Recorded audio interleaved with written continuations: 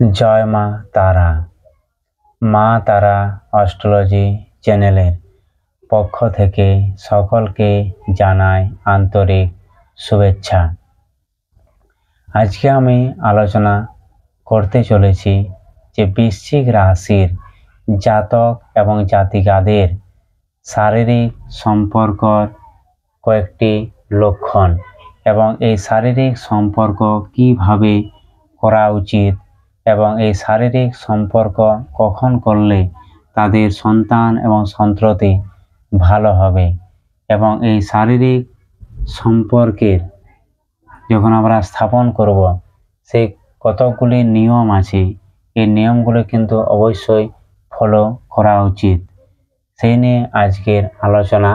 আপনারা দেখতে থাকুন মা তারা অ্যাস্ট্রোলজি চ্যানেল এবং আপনারা যদি আমার সাথে সরাসরি যোগাযোগ করতে চান তাহলে পূর্ব মেদিনীপুর এবং পশ্চিম মেদিনীপুর দুই জায়গাতে আমি চেম্বার করি এবং এইখানে আমি তন্ত্র মন্ত্র, বশীকরণ, ভূত পেট তাড়ানো, ঘর বন্ধক, হয়তো বাচ্চারা পড়াশোনা করছে না, চঞ্চল হয়ে যাচ্ছে, বিবাহিত জীবনে সমস্যা হচ্ছে, বাচ্চা হচ্ছে না বা বাচ্চা বারবার নষ্ট হয়ে যাচ্ছে, সেই সকল কিন্তু আমি কাজ করে থাকি।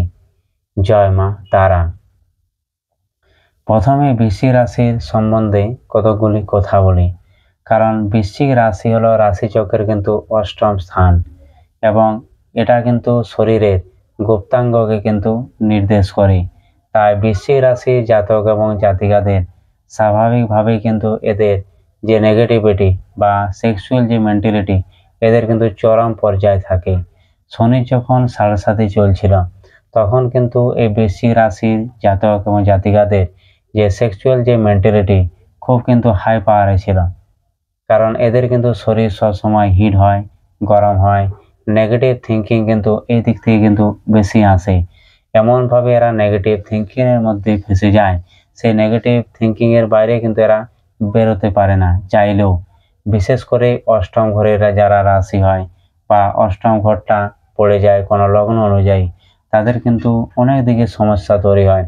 মানসিক সমস্যা এবং এই সেক্সুয়াল সমস্যা দুটোই কিন্তু আঘাত আনে। তাই বৃশ্চিক রাশির জাতক এবং জাতিকাদেরকে যে কথাগুলো আমি বলছি অবশ্যই কিন্তু ফলো করা উচিত। নাহলে কিন্তু আমি জানি যে প্রত্যেকটা বৃশ্চিক রাশি কিন্তু এখন কর্ম সমস্যা এবং এই যে সেক্সুয়াল যে মেন্টালিটির সমস্যা, হয়তো বিবাহিত জীবনের সমস্যা হয়েছে, বউ ছেড়ে চলে গেছে, বা হয়তো বৃশ্চিক রাশি ছেলেদের হয়তো বিয়ে হচ্ছে না বা মেয়েদেরও বিয়ে হচ্ছে না, এর ফলে যে কাম যে বাসনা সেটা কিন্তু উগ্র ধারণ করছে বয়স অনুযায়ী। ঠিক আছে, বৈদিক যুগে মুনি ঋষিরা সহবাসের কিছু নিয়ম বলে গেছেন, কিন্তু এই ঘোর কলিযুগে সবাই সেটা কিন্তু জানে না, বা যদিও জানে তারা কিন্তু সেটাকে ইগনোর করে। কিন্তু এই নিয়মগুলি যদি আমরা বুঝতে পারি তাহলে কিন্তু আমাদের জীবন আরও আনন্দময় হয়ে উঠবে। বৈদিক যুগে স্বামী ও স্ত্রীর মধ্যে সহবাসের গুরুত্বপূর্ণ কিন্তু একটা অধ্যায় আছে। সেইখানে শারীরিক চাহিদার চেয়ে ভালোবাসার যে গুরুত্ব বেশি সেটা কিন্তু বোঝানো হয়েছে।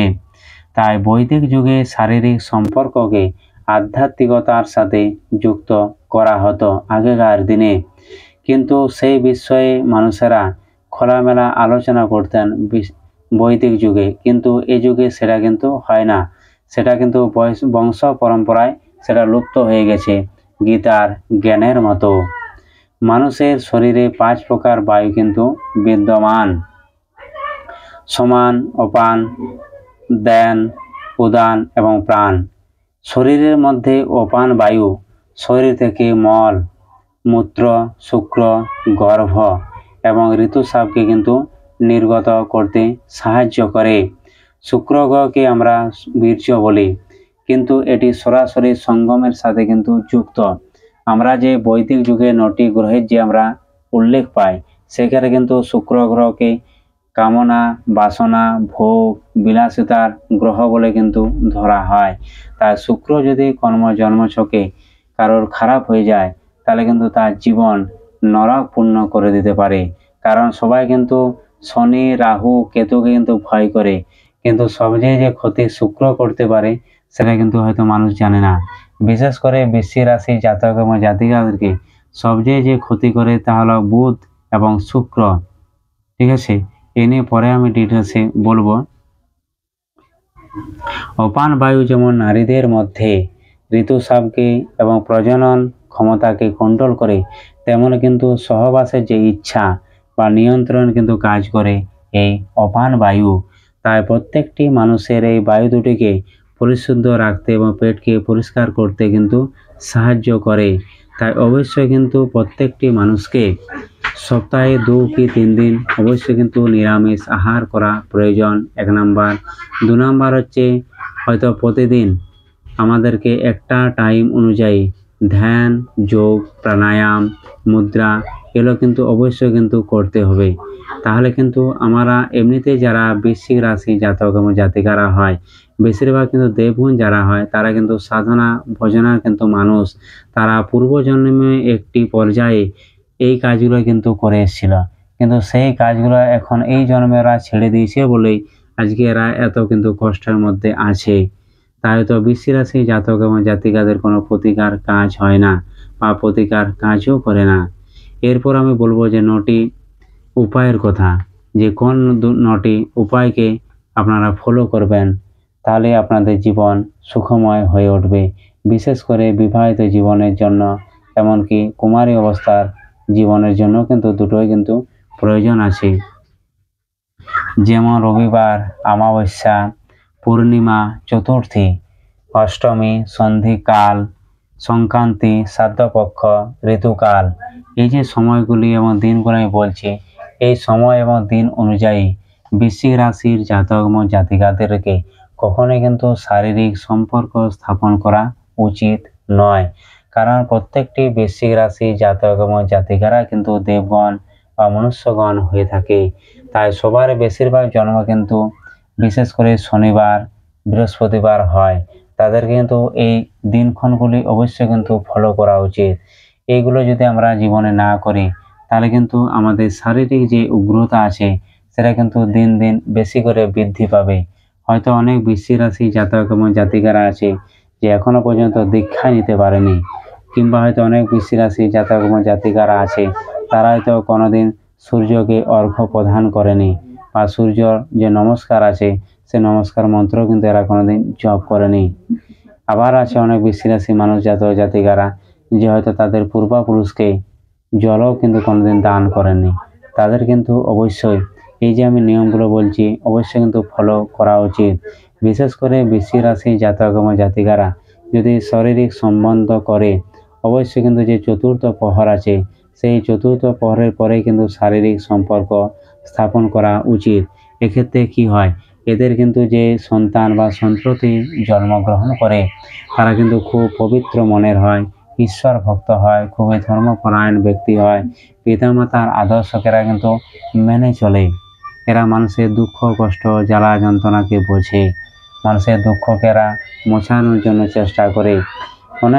অনেক দিক থেকে কিন্তু এদেরকে কিন্তু খুব সাহায্য করে ঈশ্বর। কিন্তু যদি আমরা প্রথম প্রহরে শারীরিক সম্বন্ধ করি, সেক্ষেত্রে কিন্তু আমাদের যে সন্তান এবং সন্ততির জন্ম হয় তারা কিন্তু রাক্ষসগণ হয়ে যায়। এবং এই রাক্ষসগণ যারা হয় তারা কিন্তু খুবই দুষ্কর্ম প্রবৃত্তির ব্যক্তি হয়। এরা শারীরিক দিক থেকে সক্ষম হলেও এরা কিন্তু মানসিক দিক থেকে খুব অক্ষম থাকে। এরা মানুষের দুঃখ দুর্দশা কষ্টকে বোঝে না, সবসময় নিজের করে, সবসময় পিতামাতাকে হীন দেখে, বা একটা বয়সের পর যখন এরা বিবাহিত জীবনে আবদ্ধ হয় এরা কিন্তু নিজের পিতামাতাকে দেখে না বা ত্যাগ করে দেয়। এগুলো কিন্তু কিছু কিছু নিয়ম আছে যা না মানলে নয়, এবং যা আমাদেরকে মানতে হয় পরবর্তী একটা পর্যায়ে। যে যখন আমাদের সমস্যা চলে তখন কিন্তু আমরা প্রতিকারের জন্য চারদিকে ছোটাছুটি করি, কিন্তু আমরা এই কতগুলো নিয়ম কিন্তু ভুলে যাই বা ফলো করি না। তাই বৃশ্চিক রাশি জাতক এবং জাতিকাদেরকে অবশ্যই বলবো যে আমি যে নিয়মগুলো বলছি অবশ্যই আপনারা ফলো করুন। এবং হয়তো আপনাদের দুঃখ দুর্দশা চলছে 2025 সাল 29শে মার্চ নয়, ও 2025 সালের 19 এপ্রিলের পর থেকে যে বৈশাখ মাস 5 তারিখ আসছে, অবশ্যই কিন্তু তোমাদের যে সমস্যাগুলো চলে আসছে সমস্যাগুলো কিন্তু মিটে যাবে। 2025 সাল 19 এপ্রিল শনিবার, তারপর কিন্তু যে সমস্যাগুলো হচ্ছে আস্তে আস্তে কিন্তু সেগুলো শেষ হয়ে যাবে। এবং আরেকটা যে কথা বলছি আমি সেটা হলো অতিরিক্ত শারীরিক সম্পর্ক যেমন দেহের ও মনের উপর খুবই ক্ষতিকর প্রভাব ফেলে, যেমন অনিদ্রা, মাথা ধরা, অকাল মৃত্যু এবং ভাগ্যের হানি পর্যন্ত ঘটাতে পারে এই নিয়মগুলো যদি কিন্তু আমরা ফলো না করি। এই বলে এখানে আমি ভিডিওটা শেষ করছি। আপনাদের যদি ভালো লাগে অবশ্যই আমাকে জানাবেন। জয় মা তারা।